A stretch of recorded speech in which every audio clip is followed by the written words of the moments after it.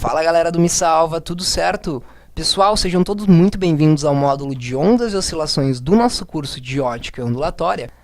Galera, eu vou passar para vocês agora a definição de uma onda. Eu creio que grande parte das pessoas que estejam assistindo já tenham visto a forma de uma onda, a forma normal de uma onda, que é essa aqui, onde a gente tem as partes com mínimos de amplitude e as partes com máximos de amplitude. As partes com mínimos de amplitude a gente chama de vale e as partes, os máximos de amplitude a gente chama de crista da onda. Por definição, uma onda é uma perturbação energética que se propaga, beleza? Tá. Além disso, galera, a gente pode classificar as ondas. Inicialmente, a gente pode classificar as ondas quanto à sua dimensionalidade. Então, a gente pode ter ondas uni, bi ou tridimensionais. Quando a gente está falando de ondas unidimensionais, a gente precisa de um sistema unidimensional para que essa onda se propaga. Um exemplo claro disso é uma corda, porque a corda ela só tem uma dimensão, ou tu vai ou tu volta nela, né? Ela não tem como tu ir para cima, para baixo, direita e esquerda nela, ou tu vai ou tu volta. Então a corda é um exemplo de modelo em que uma onda unidimensional pode se propagar. Já uma onda bidimensional, a gente precisa de um plano que possa se movimentar. Um líquido, por exemplo, é um exemplo disso. Por quê? Porque o líquido, se ele está lá estático, ele é um plano, mas se alguma oscilação, alguma perturbação começa a causar uma oscilação de ondas, vão se propagar ondas aqui na superfície dele. Então, um exemplo de onda bidimensional são as ondas que se propagam na superfície de um lago, por exemplo. E o exemplo de ondas tridimensionais é um dos exemplos que a gente mais está acostumado no dia a dia, né? Porque as ondas sonoras são um exemplo de ondas tridimensionais. Por quê? Porque se a nossa fonte sonora ela for pontual, a gente vai ter que as ondas sonoras elas vão se propagar em esferas. Então, isso é um exemplo de propagação tridimensional de ondas. Tranquilo? A gente ainda pode classificar as ondas da seguinte forma, quanto à direção de propagação e oscilação delas. O que eu quero dizer com isso? Vamos olhar para cá. A gente tem aqui, por exemplo, o modelo da corda.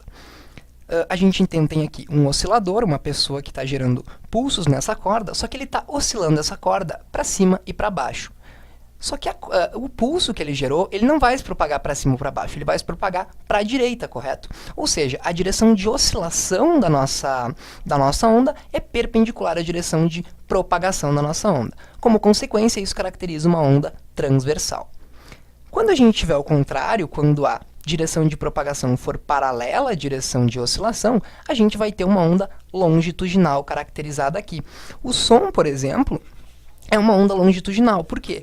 Porque a gente sabe que para o som se propagar, as moléculas elas têm que ir batendo uma nas outras. Ou seja, a direção de propagação é paralela à direção de oscilação. Beleza? Por fim, ainda a gente pode fazer uma definição mais geral sobre ondas, que é quanto à sua natureza. Então, a gente tem, por exemplo, aqui as ondas mecânicas e as ondas eletromagnéticas. As ondas eletromagnéticas, elas são as ondas que não precisam de nenhum meio para se propagar, tá? Elas até podem se propagar em meios, mas, por exemplo, no vácuo a gente consegue propagar ondas eletromagnéticas sem nenhum problema, porque elas não dependem do meio. A gente já vai ver como elas se propagam. Elas têm uma velocidade fixa no vácuo, tá? Essa velocidade é para o vácuo, para alguns meios essa velocidade... Na verdade, para todos os meios essa velocidade muda, tá? E a gente também tem as ondas mecânicas. A principal diferença entre essas duas é que as ondas mecânicas elas necessitam de um meio. Se a gente pegar esse alto-falante aqui, colocar lá no espaço e botar ele para tocar no volume máximo, ninguém vai escutar nada. Por quê? Porque se não tiver moléculas aqui ao redor de ar, de água ou de qualquer outra substância para carregar esse som, nada vai acontecer e o som não vai se propagar. Então aqui a gente tem a diferença de propagação entre essas duas e o que a gente vê é o seguinte. As ondas eletromagnéticas, elas simplesmente existem devido à excitação de dois campos, que é o campo elétrico e o campo magnético. O que acontece é o seguinte, quando o campo elétrico é excitado, ocorre a excitação do campo magnético, que aí excita um campo elétrico, que por sua vez excita um campo magnético, e isso vai ocorrendo até o infinito se não houver nenhuma perda de energia aqui. Só que já as ondas mecânicas é um pouco diferente. Por quê? Porque as ondas mecânicas elas se propagam por transmissão de vibrações. Então vamos supor que a gente tem aqui uma fonte pontual de som e que esse som está batendo nas moléculas. O que vai acontecer? Ele vai transferir energia para uma molécula, que vai passar energia para outra, que vai passar energia para outra. E isso vai seguindo, até claro que a energia seja dissipada.